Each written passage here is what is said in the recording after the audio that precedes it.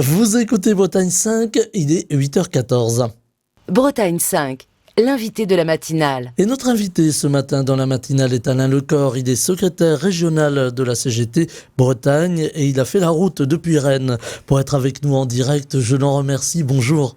Bonjour. Alors on va parler de l'actualité sociale très chargée en ce moment, une actualité sociale qui, j'allais presque dire, percute un petit peu le chiffre du déficit que l'on a appris ce matin, 5,5%, chiffre important. Bruno Le Maire, le ministre de l'économie, a déjà dit qu'il allait falloir serrer la vis, que c'était la fin de la gratuité à la française, du modèle à la française et de la gratuité. J'imagine que le leader syndical que vous êtes suit cette actualité de très près. Bien sûr, en même temps, on ne comprend pas très bien ce que signifie la gratuité, en tout cas la fin de la gratuité. Nous avons plutôt l'impression de vivre dans une société où chacun cotise, chacun paye ses impôts, que ce soit par la TVA ou l'impôt direct. Alors, la TVA, l'impôt direct, on imagine qu'à un moment, ces impôts vont peut-être augmenter. On sait aujourd'hui que les salaires ne suivent pas forcément. Là aussi, j'imagine que c'est une source d'inquiétude pour vous. Oui, bien sûr, tout à fait. On est le mois de mars, on est le mois de l'égalité en ce qui concerne la CGT. On a commencé par le 8 mars, l'égalité femmes-hommes, qui là aussi est un effet de levier puissant en termes à la fois de pouvoir d'achat, tout simplement aussi de dignité humaine. Et puis aussi, quelque part, ce que je voulais rappeler, c'est derrière la cotisation. Derrière le salaire, il y a la cotisation pour la protection sociale, mais aussi les impôts pour financer les infrastructures et les services publics. C'est peut-être cela qu'il manque comme recette à M. Bruno Le Maire, c'est d'oublier, de ne pas oublier surtout qu'il faut financer des services publics, qu'il faut financer des infrastructures et surtout ne pas se cantonner à une rigueur telle qu'on nous la promet pour les prochaines années. Alors une rigueur qui va arriver, si j'ose dire, sur une situation sociale très dégradée, sur des services publics qui sont à la peine. Vous évoquiez l'hôpital à l'instant. Aujourd'hui, l'hôpital est à la peine. On meurt malheureusement dans les couloirs des services d'urgence aujourd'hui. On manque de personnel, on manque de formation. On a l'impression qu'il y a un décrochage de l'hôpital aujourd'hui. Pour plusieurs raisons, depuis bien des décennies, et là ça se cantonne malheureusement pas au gouvernement successif d'Emmanuel Macron, mais depuis plusieurs décennies, on a connu une mise en place par exemple des 35 heures aussi désastreuses, où on a été dans une logique pure de gestion et pas dans une logique de réponse aux besoins. On n'a pas su aussi faire face aux nouveaux défis, qui était aussi celui du vieillissement, une nouvelle manière, une nouvelle approche de service à la population. Aujourd'hui, qu'est-ce qu'on voit ? On voit aussi des nouveaux systèmes. On entend parler, je l'ai appris il y a quelques semaines à peine, le système Hublot, qui est un système d'auto-remplacement, nous dit-on, avec à la clé un levier financier à peine généreux, mais surtout pour inciter à transgresser, si j'ose dire, la réglementation sur le temps de travail. Et là, ça comporte des dangers dans la qualité du service rendu, service de soins, mais aussi pour les professionnels de santé eux-mêmes, c'est-à-dire en termes de risque d'épuisement professionnel, de burn-out, etc. J'imagine que le syndicat, en tout cas la CGT, veille et discute avec les travailleurs, avec particulièrement ceux de l'hôpital. Quel est leur état d'esprit aujourd'hui ? Aujourd'hui, il y a une perte de sens. Il y a je parlais des risques d'épuisement professionnel, mais au-delà de cela, il y a aussi la difficulté de prendre en compte l'ensemble de la problématique, y compris sur le long terme. Il y a des questions aussi de recrutement qu'on ne pourra peut-être pas tout résoudre, d'un seul coup, d'un seul. Et nous, au niveau de la CGT, nous ne sommes pas seuls. Nous discutons avec les autres organisations syndicales dans les établissements de santé publique et même de santé privée. Nous discutons aussi avec les usagers, les associations, etc. Et nous regardons des solutions alternatives, y compris en termes de recrutement. Alors aujourd'hui, on a l'impression que le privé, alors il ne s'agit pas ici d'opposer public et privé, évidemment, chacun à sa place, mais on a l'impression que le privé prend beaucoup de place, là aussi, dans l'hôpital, et ça pose la question aussi des soins pour tout un chacun. Jusqu'à présent, les soins sont, alors non pas gratuits, mais en tout cas, on peut aller à l'hôpital quand on a une urgence, il y a un système social qui est en place. On a l'impression que ce système est en train de se déliter, là aussi. J'imagine que c'est une autre source encore, là, d'inquiétude pour un syndicat tel que la CGT? Nous cherchons aussi non seulement à répondre aux inquiétudes, mais aussi à faire interagir les professionnels de santé entre eux et aussi avec le reste de la société pour voir comment on peut dessiner ensemble le service public, qu'il soit de santé, puisque c'est le sujet, mais aussi l'ensemble des services publics de demain. Dans une nouvelle idée de refondation de la société. Je le dis d'autant plus qu'il y a à peine une semaine, nous avions une commémoration des 80 ans du programme du Conseil national de la résistance. Est-ce que justement on s'est éloigné de ces fondamentaux, je ne sais pas si on peut les appeler comme ça, du Conseil national de la résistance? On a l'impression que voilà, c'est loin, on tourne un petit peu le dos en disant c'est une idée poussiéreuse, on passe à autre chose. Il est clair que si on prend lecture uniquement de ce programme, il est accessible sur la toile, bien entendu. Peut-être que sans recul, on peut se dire que les enjeux sont un petit peu lointains. Toutefois, vous avez cité à juste titre l'état des finances publiques dans le pays, donc ça nécessite aussi, c'est pas une pensée unique, faire face à cette situation, c'est aussi se dire comment les richesses que l'on produit sont réparties dans une société. Ça veut dire aussi que dans les circonstances qui étaient celles du Conseil national de la résistance, c'était l'occupation, c'était la guerre, donc un pays en ruine. Comment on fait avec les différents acteurs, qu'ils soient sociaux, associatifs, politiques, comment on fait pour imaginer une société de demain qui réponde à la population? Alors on voit le dialogue difficile entre les organisations syndicales, là vous pourrez m'en dire un mot éventuellement, et le monde politique. On l'a vu lors du projet de loi qui est devenu finalement cette loi sur la réforme des retraites. Ça a été très douloureux, très difficile. Il y a pour vous une forme un peu d'inachevé sur ce dialogue qui n'a pas eu lieu finalement? Bien sûr, vous avez raison de le rappeler. Le dialogue et en tout cas l'idée qu'on puisse travailler ensemble n'a jamais quitté l'esprit des militants syndicaux, que ce soit dans les entreprises, que ce soit dans les fédérations et même au niveau national surtout. En revanche, vous avez raison de rappeler l'épisode sur les retraites parce qu'il laisse plus que de l'amertume, notamment une quête aussi de démocratie inachevée. Un déni de démocratie, devrais-je dire. Qu'est-ce qu'on s'est aperçu finalement? C'est que l'opinion massivement rejetait ce projet de réforme et un gouvernement qui a même passé outre la discussion, en tout cas le parcours parlementaire par le 49.3. Donc quelque part, on s'est fait voler un instant de démocratie sur un sujet qui est fondateur et qui concerne chacune et chacun d'entre nous. Alors aujourd'hui, on a un pays fracturé pour multiples raisons. On a une guerre aux portes de l'Europe. On a un contexte social difficile. Et on a compris qu'il allait se tendre avec sans doute des mesures gouvernementales qui seront annoncées dans les prochaines semaines pour essayer de réduire le déficit. Est-ce qu'on prend finalement le problème à l'envers? Est-ce que le déficit, il ne faudrait pas aller chercher les grandes entreprises qui gagnent de l'argent? On pense à Total. Voilà, il ne s'agit pas là aussi de faire ce matin le procès de tel ou tel, mais est-ce que le problème n'est pas pris à l'envers finalement par le gouvernement? C'est une stratégie qui en fait épargne le capital, c'est-à-dire la propriété des moyens de production, et qui de l'autre côté présente le travail comme un coût. Il y a une pression sur les salaires. On oublie aussi une chose, nous on l'oublie pas, la CGT sur les 2 dernières années, notamment avec une accélération de l'inflation pour diverses raisons, c'est une perte de pouvoir d'achat pour l'ensemble des salariés, qu'ils soient du public et du privé. Pour nous, la dynamique des salaires, en tout cas, elle doit être retrouvée. Nous allons préparer le 4 avril une journée très forte de déploiement, que ce soit dans les entreprises du privé, mais aussi dans les services publics, pour peser sur les négociations salariales. Nous avons besoin de retrouver de l'oxygène, non seulement en termes de pouvoir d'achat, mais je le disais aussi en capacité à financer les enjeux de demain et notamment la transition énergétique. Alors transition énergétique et puis une autre façon de travailler aussi, on voit la jeune génération qui ne travaille pas comme la génération précédente ou la nôtre, on pourrait le dire comme ça, avec plus de connexion, avec plus de fluidité dans le travail et peut-être aussi le fait d'être moins regardant sur les salaires, d'essayer d'arriver tout de suite dans la vie active et puis voilà, le salaire on le verra après et peut-être une perte aussi du côté des syndicats qui fédèrent peut-être moins au niveau des jeunes. Quel regard vous avez sur cette nouvelle façon de travailler, cette nouvelle génération ? Alors, il y a plusieurs questions dans votre propos. Sur la question de la perte d'attractivité des syndicats, j'aurais pu avoir un propos un peu différent il y a ne serait-ce qu'un an et demi.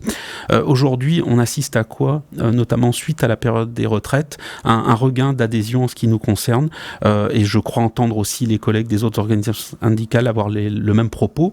Nous, c'est d'autant plus encourageant qu'aujourd'hui, nos stages de formation interne, j'allais dire, battent leur plein. Nous sommes sur des niveaux quand même plus qu'intéressants, très positifs et très encourageants parce qu'il y a une volonté de militer, en tout cas de s'investir dans l'action syndicale, qu'elle soit de proximité, mais aussi sur des grands enjeux. On parlait de l'égalité, on parlait de l'environnement. Voilà, c'est des choses qui ont du sens pour notamment une partie de la jeunesse, mais pas que.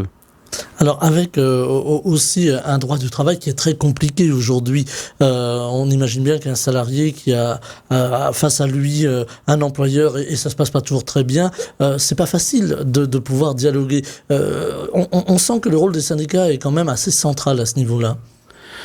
Il y a, vous avez raison de le rappeler, une relation en tout cas qui est dissymétrique lorsque l'on cherche du travail vis-à-vis d'un employeur. On parle de contrat de travail, mais quelque part, il y a une forme, peut-être pas de diktat, c'est exagéré, mais en tout cas d'accepter, surtout lorsqu'on rentre dans la vie active, un certain nombre de conditions qui sont souvent dégradées dans les circonstances actuelles, que ce soit en termes de précarité, donc de CDD, mais aussi parfois de temps de travail incomplet. Alors justement, le temps de travail, c'est j'allais presque dire, un grand débat depuis l'arrivée des 35 heures. Est-ce que ça a été une erreur, justement, les 35 heures, aujourd'hui, avec le recul ? Je pense au niveau de la CGT, l'analyse qu'on a sur les 35 heures, elle est aussi qu'il ne faut pas caricaturer. Il y a eu un certain nombre de gains en termes d'emplois créés, peut-être pas à la hauteur de ce qui était imaginé au départ, mais plusieurs centaines de milliers, ce qui est loin d'être négligeable. Sur l'aspect positif, c'est de réinterroger un certain nombre d'organisations du travail, de regarder comment on pouvait optimiser les choses et de dégager du temps, y compris pour les femmes et les hommes, d'un point de vue du temps personnel, que ce soit pour les enfants, pour les loisirs, etc. D'un point de vue peut-être qui a un lien avec le début de notre échange, c'est lorsque les organisations du travail ont été revues dans une optique de productivité, parce que quelque part, beaucoup de secteurs ont voulu financer cette réduction du temps de travail par des reprises de productivité, donc d'emploi, et c'est-à-dire qu'il n'y a pas eu la création d'emplois qu'on aurait pu imaginer. Et là, effectivement, ça s'est traduit dans des conditions de travail qui se sont dégradées à long terme, puisqu'on en paye encore aujourd'hui la facture. Donc, ne pas caricaturer, mais aussi repérer les secteurs qui ont pâti de ces réorganisations néfastes pour les salariés eux-mêmes. Alors on parle aussi d'une nouvelle organisation du travail aujourd'hui avec la journée des 4 jours, très en vogue dans certains pays européens. J'imagine que là aussi à la CGT vous avez un regard assez attentif sur cette mise en place dans certaines entreprises, dans certaines branches, de cette journée, de cette semaine des 4 jours, non pas cette journée, cette semaine des 4 jours. Oui, mais vous avez raison d'insister sur le terme journée, parce que qu'est-ce qu'on voit, c'est d'abord le côté positif, c'est de pouvoir dégager une journée de temps libre. Et c'est vrai qu'aujourd'hui, dans l'organisation actuelle, aujourd'hui, pouvoir s'occuper de ses enfants, pouvoir s'occuper de sa famille, ou avoir d'autres occupations, on a tous des rendez-vous divers et variés à caser dans la semaine, c'est le côté positif et attractif. Maintenant, si ça doit se traduire par une augmentation de la durée des 4 journées restantes, j'ai entendu parler parfois même de passer à 36 heures.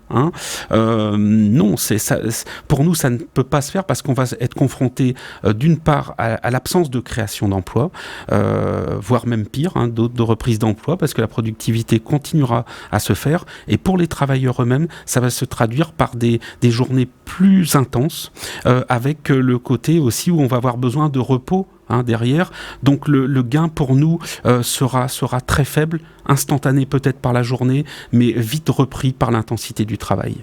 On parle aujourd'hui plus largement d'un contexte de désindustrialisation des pays européens, alors que aujourd'hui la France souhaite réindustrialiser. Est-ce que c'est plutôt une bonne nouvelle pour l'emploi en France, cette réindustrialisation possible dans divers domaines finalement ? Alors la réindustrialisation, c'est toujours agréable à entendre lorsque on imagine derrière le cortège de création d'emplois, mais ce qu'il faut aussi rappeler, c'est que depuis bien des décennies, on souffre de désindustrialisation à l'échelle de notre pays de façon intense.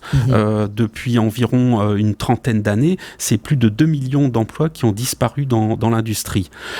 Qu'est-ce que ça signifie en fait?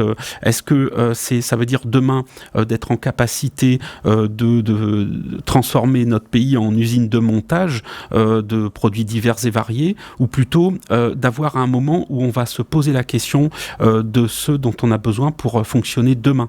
On a parlé tout à l'heure de transition énergétique. C'est aujourd'hui quantifier qu'est-ce que ça signifie en termes de recherche, d'abord. Qu'est-ce que ça signifie, par exemple, ne serait-ce que combien d'entreprises avons-nous qui produisent des panneaux photovoltaïques? C'est un exemple. D'abord, cela, c'est une planification écologique dont on a besoin. Alors, planification, dialogue, on entend ça à travers vos propos, dialogue avec le gouvernement, j'y reviens, c'est pas toujours facile de dialoguer avec le gouvernement, c'est pas toujours facile non plus de dialoguer avec les organisations patronales. Où en est-on aujourd'hui du dialogue entre les organisations syndicales et les organisations patronales ?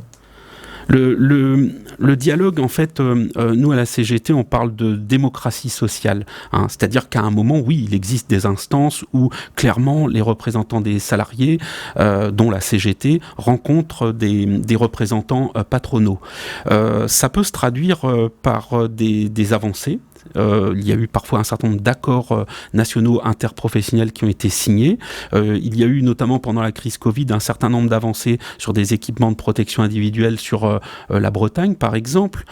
Mais aujourd'hui, les avancées sont timides, voire même quelque part on a affaire aussi à un dialogue de sourds où lorsque le rapport de force n'est pas en faveur du monde du travail, vous avez un patronat qui dit en gros cause toujours. Mais en même temps, je voudrais pas être caricatural parce que dernièrement, on a eu en Bretagne un moment important, un moment intéressant dans le dialogue, notamment celui des très petites entreprises sur la question de la formation professionnelle. Quelque chose aussi qui, dans la société actuelle, est encore plus important. C'est de donner en fait aux salariés un temps pour se former. On a parlé beaucoup du compte personnel de formation qui quelque part est une traduction dévoyée de cette aspiration. Qu'en est-il de cette commission paritaire donc régionale sur les TPE? Qu'est-ce qu'elle nous a dit? Elle nous a dit simplement y compris que ce soit la partie syndicale et la partie patronale, nous a dit que il était regrettable d'en arriver à un reste à charge pour les salariés. C'est-à-dire que sous couvert de cette rigueur dont on parlait tout à l'heure, c'est de faire payer aux salariés leur formation professionnelle eux-mêmes. Pour la CGT, il y a là quelque chose de complètement scandaleux et contre-productif. Scandaleux parce que les richesses créées existent dans le pays. Vous parliez des grandes entreprises, sans en cibler une en particulier, on peut en cibler une quarantaine, celle qui figure au CAC 40 de la Bourse de Paris. C'est aujourd'hui plus de 150 milliards de profits sur l'année 2023. Donc, de l'argent existe, évidemment pour les salaires, mais aussi pour la formation professionnelle. Sont formés nos jeunes, nos moins jeunes, tout au long de la vie professionnelle, sur les nouveaux enjeux, sur le fait d'appréhender de nouveaux métiers. Et de notre point de vue, non seulement il faut y mettre le paquet, mais ce ne sont pas aux salariés eux-mêmes à financer cette formation. Il y aurait là quelque chose qui tordrait la réalité du besoin de financement, en tout cas de la nature du financement. Et c'est ce qu'ont voulu exprimer non seulement les organisations syndicales de salariés en Bretagne, mais aussi une partie du patronat qui nous a rejoints sur cette condamnation. Voilà, donc là, il y a un cheminement commun, on pourrait le dire comme ça. Voilà. Il y a aussi l'emploi alors on dit pudiquement des seniors ou des anciens. On entend le gouvernement mettre un peu la pression sur les vieux travailleurs. On le dit aussi comme ça, le terme paraît un peu péjoratif, mais au-delà de 60 ans. Et pourtant, on voit aujourd'hui des entreprises qui rechignent à employer des personnes qui ont dépassé parfois même 50 ans. Est-ce que là aussi, il y a un souci une préoccupation de la part des organisations syndicales et de la CGT en particulier sur cet emploi des seniors? La question de l'emploi des travailleurs, quelle que soit leur classe d'âge, finalement, c'est aussi sur un certain nombre de métiers, et ils sont nombreux, c'est se poser toutes les questions d'usure professionnelle. L'usure professionnelle, c'est pas seulement de dire que l'on va revendiquer finalement un départ anticipé parce que, à juste titre, il y a une usure, mais c'est aussi de se poser la question des conditions de travail tout au long de la vie. C'est cela aussi. Aujourd'hui, on s'aperçoit que bon nombre de travailleurs, passés 55 ans, dans beaucoup de métiers, souffrent tellement qu'ils sont parfois mis dehors du monde de l'entreprise, ou lorsqu'ils sont, par exemple, privés d'emploi, ils peinent. Combien d'entreprises aujourd'hui recrutent des travailleurs de plus de 55 ans sur des métiers de main-d'œuvre, ou en tout cas des métiers qui vont faire appel au physique, quoi. Aujourd'hui, c'est quelque chose qui est une réalité, et c'est là où on voit l'aspect dogmatique aussi de la réforme en reculant l'âge légal de départ. Voilà, avec une souffrance au travail, ou une souffrance quand on n'a pas de travail non plus. On le voit aujourd'hui, là encore, on va parler de rigueur, pardonnez-moi, mais c'est un petit peu le terme en vogue ces dernières heures. On voit la suppression des ASS, par exemple, pour les travailleurs, enfin les chômeurs de longue durée qui n'arrivent pas à retrouver un emploi pour plein de raisons. Est-ce que pour vous, c'est une mesure violente ? Alors, elle est non seulement violente pour celles et ceux qui la subissent ou la subiront, mais c'est aussi un tour de passe-passe. Et là, on est loin d'une rigueur,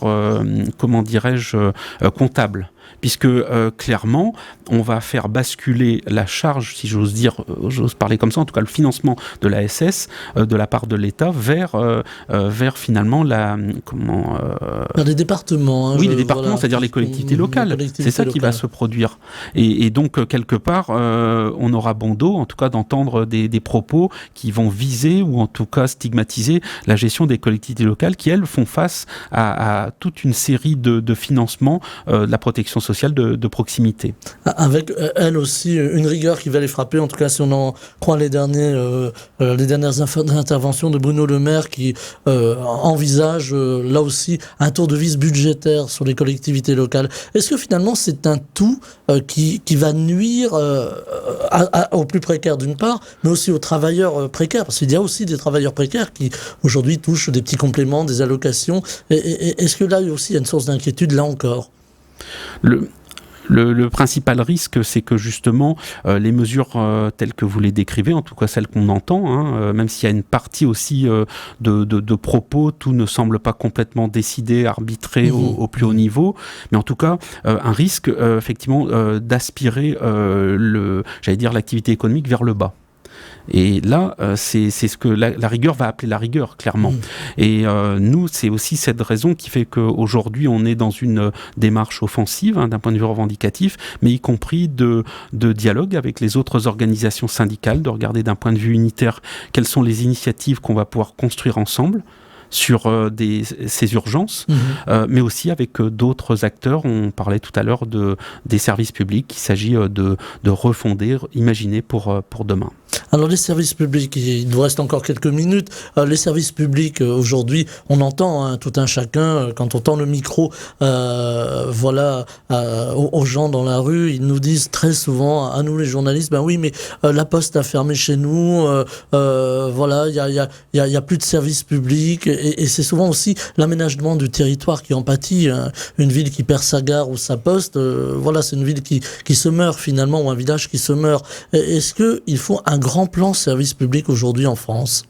Alors certainement, mais un grand plan service public qui soit le plus efficient possible, ça se construit aussi avec un outil qui est celui de la démocratie. La démocratie, c'est aussi dès lors que vous discutez avec votre voisin, par exemple. C'est aussi lorsque vous participez à la vie municipale, pas seulement en tant qu'élu, mais en tant qu'usager des services publics municipaux. Et à tous les étages, nous pensons, que ce soit dans la rue, que ce soit dans la ville et dans l'entreprise, la démocratie a sa place, et elle a non seulement sa place, mais elle est aussi le levier pour construire les solutions de demain, que ce soit sur l'environnement, que ce soit sur les conditions de travail, que ce soit sur la question de la répartition des richesses. Alors, dans les services publics, il y a aussi l'énergie. On en parle beaucoup. Là encore, pardonnez-moi, mais on parle de la précarité énergétique. On parle aussi de la difficulté de tout un chacun à payer ces factures d'électricité qui augmentent. Alors évidemment, il y a un mécanisme européen d'alignement des prix de l'électricité sur les prix du gaz. Est-ce qu'il faut remettre en place un grand service public de l'électricité ? En France, non seulement on en a besoin, mais aussi on a des enjeux à l'échelle de la région, des enjeux spécifiques. Une région qui finalement aujourd'hui a du mal à produire à peine plus de 20% de l'énergie qu'elle consomme. Ça signifie beaucoup de choses. Ça signifie, est-ce qu'aujourd'hui, on a d'autres solutions à explorer d'un point de vue de la production de l'énergie ? Est-ce qu'on continue aussi à augmenter la consommation ? C'est là aussi où on a besoin d'avoir un dialogue à la fois avec les pouvoirs publics, mais aussi avec les usagers eux-mêmes. Un dernier mot, il nous reste 3 petites minutes. J'aurais voulu vous entendre sur le bien-être au travail. Ça nous ramène un petit peu au propos initial, mais aujourd'hui, est-ce que les salariés dans les entreprises sont plus heureux ou moins heureux qu'il y a encore quelques années ? Vaste question. Je voudrais pas être monolithique dans le propos, justement parce que vous parliez des jeunes aujourd'hui qui sont peut-être dans une manière d'appréhender les choses de manière différente des générations qui les ont précédées. On a vu notamment pendant la crise Covid aussi le fait qu'un certain nombre de travailleurs ont découvert le télétravail, en tout cas le travail à distance, aussi peut-être un temps où on a pu se consacrer à sa famille, à sa vie privée. Aujourd'hui, viser le bonheur au travail, c'est aussi quelque part se réaliser. C'est en tout cas avoir une reconnaissance, notamment par rapport aux qualifications, parce qu'on parle des jeunes générations, c'est heureux de le dire, ces générations qui aujourd'hui sont mieux formées en formation initiale. Très technophile aussi, il faut le dire. Tout à fait, mais ça signifie derrière aussi qu'au travail, on puisse reconnaître en tout cas cette aspiration et ces qualifications. Donc la formation, toujours et encore, pour pouvoir avoir une forme de bonheur au travail. Je ne sais pas si on peut aller jusque-là. Il y a des actions qui sont prévues. Vous parliez de ces actions à l'instant, Alain Lecor. Les grands dossiers à venir pour la CGT, quels sont-ils ? C'est la question de la distribution des richesses, la redistribution des richesses qui sont créées. On a parlé de rigueur, en tout cas celle de la gestion de l'argent public, mais on a aussi besoin de parler de à quoi ça sert de créer 153 milliards de profits du CAC 40 si ce n'est pas pour les distribuer et pour faire face aux enjeux de demain. Il faut un effort national de ces grandes entreprises, de ces majors, comme on pourrait dire. C'est pas seulement un effort national, c'est un effort qui va de la proximité jusqu'au-delà des frontières. La CGT, dans son dialogue avec d'autres organisations, discute, que ce soit au niveau européen ou international, sur l'ensemble de ces questions. J'imagine, il nous reste 40 secondes, que vous scrutez de près ce qui va se passer le 9 juin prochain avec les élections européennes. Là aussi, il y a un enjeu de l'Europe sociale. C'est une Europe sociale, en tout cas, qu'on a peine à voir se dessiner, ou en tout cas certainement pas assez de façon concrète. Aujourd'hui, la solution, une des solutions, elle est aussi dans la coopération entre que ce soit les États et surtout les peuples, avec des intérêts communs. Ce n'est surtout pas la division, en tout cas la crainte de l'autre ou la haine des étrangers qui va apporter quelque chose au monde du travail. Voilà, il fallait que ce soit dit. Alain Lecor, secrétaire régional de la CGT Bretagne, était avec nous ce matin. Je vous en remercie. Vous avez fait une longue route pour être avec nous au micro. Je vous souhaite une très belle journée. Merci. Bretagne 5, Stéphane Hamon, le 7-9.